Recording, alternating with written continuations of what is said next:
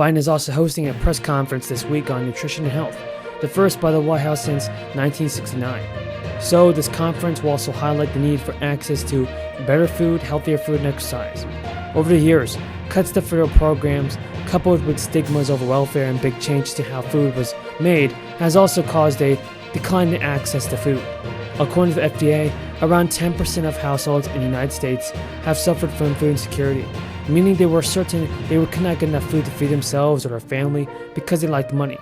And under the White House plan, SNAP program eligibility will be expanded. Children will get better access to free meals, and summer benefits will be extended to more school children. This is the gentleman from Connecticut. Seek recognition. To rise and extend my remarks and to compliment you, Madam Speaker Bordeaux, on your service to this great nation of ours. I have very much enjoyed the privilege and honor of serving with you. I also wanted to rise and thank the clerk's office for all the work that you do day in and day out. Pardon? Is the gentleman seeking to address the House for 1 minute? Yes, I am. I seek to objection, the gentleman is revise and recognized extend for my 1 minute. remarks and repeat again, Madam Speaker, how much I have enjoyed working with Speaker Bordeaux and for her service to her country. I know many Americans have been anxiously waiting for Congress to approve new pieces of legislation that will boost the monthly benefit payments. Nearly 9 in 10 Americans ages 65 and older currently receive the Social Security benefits, and the program represents an important source of income for the vast majority of those beneficiaries. So for that reason, many seniors on Social Security are awaiting 2 important pieces of information. The first is the COLA for 2023, and the second is the Medicare Part B premium for 2023. The Social Security Administration implements a COLA each year to protect the buying power of benefits from inflation, but the Social Security Administration system is not perfect, and for instance, it enacted a 5.9% COLA in 2022, but inflation has topped 5.9% every month since that decision was made, meaning seniors effectively took a pay cut this year. On the bright side, the Senior Citizens League estimates that seniors will receive an estimated 8.7% of COLA in 2023. That's the largest COLA in the last 40 years. In that scenario, the average retired worker will receive an extra $145 a month.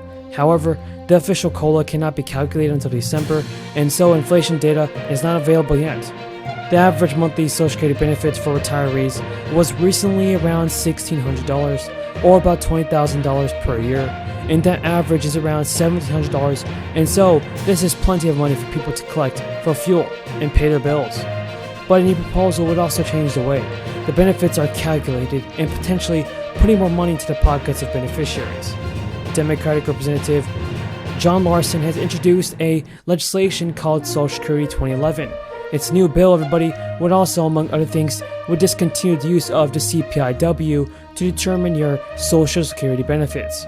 Instead, the bill would also change the calculations based on the Consumer Price Index for elderly, which places greater emphasis on the cost for food, housing, apparel and medical care. The bill would also provide a benefit bump for current and new Social Security beneficiaries, including those who are receiving retirement, disability, or dependent benefits, equal to the average of 2% of the benefits to make up what Representative Larson described as inadequate COLA since '83.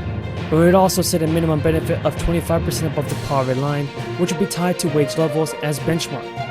Eliminate the 5-month waiting period to receive payments, and provide caregiver workers for those who take time off the workforce to care for children or the dependents. And according to experts, most seniors are eligible for free Medicare Part B and Part A, provided they have worked and paid Medicare taxes for at least 10 years. Thank you, sir, and thank you for the honor and from my colleague from Texas for hosting this very important hour.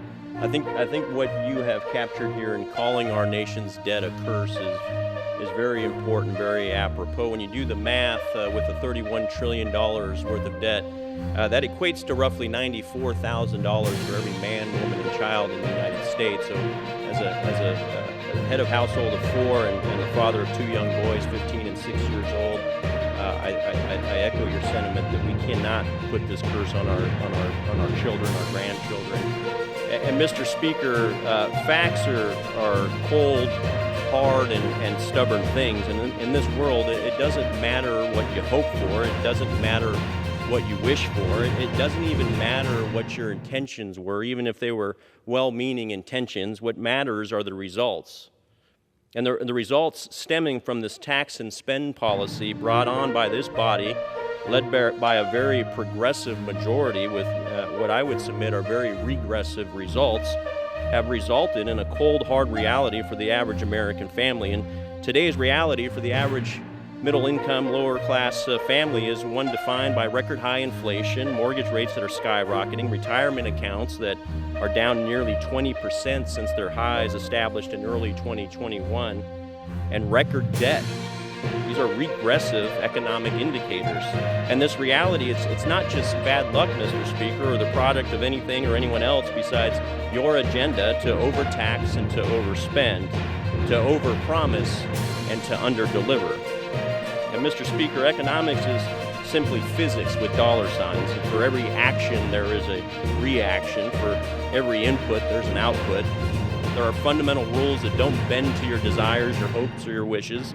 These are cold, hard facts and cold, hard rules, just like physics. With over $10 trillion now in obligations and liquidity injected into the system by Congress in just the last 2 years, and a war on American energy and a war on small businesses, the result is 40-year record inflation. That is an action as the result, a reaction as the result of an action. With record high inflation, the Fed is now forced to raise rates some 400 basis points just in the last 6 months. Again, action and reaction. And with Fed rates now going up so quickly that banks now have to likewise increase their mortgage lending rates accordingly.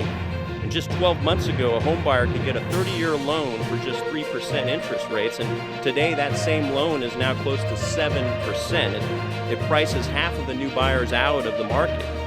Again, action and reaction.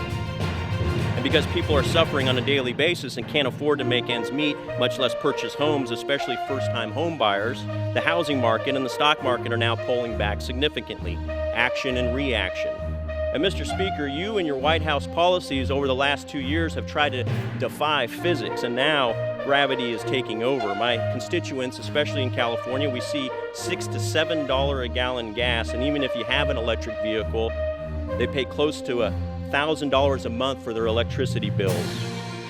Groceries, school supplies, clothes, everything is about 15 to 20% higher than it was just 2 years ago. They're actually afraid to look at their 401ks or their retirement accounts because they've lost so much. And Californians are getting especially crushed. Now, to pull out of this nosedive, we need to cut spending, like my colleague from Texas has stated several times, and Congress needs to balance its budget. We need to stop adding to the debt and stop adding more risk to our children's economic futures. We need to actually be good stewards of taxpayers.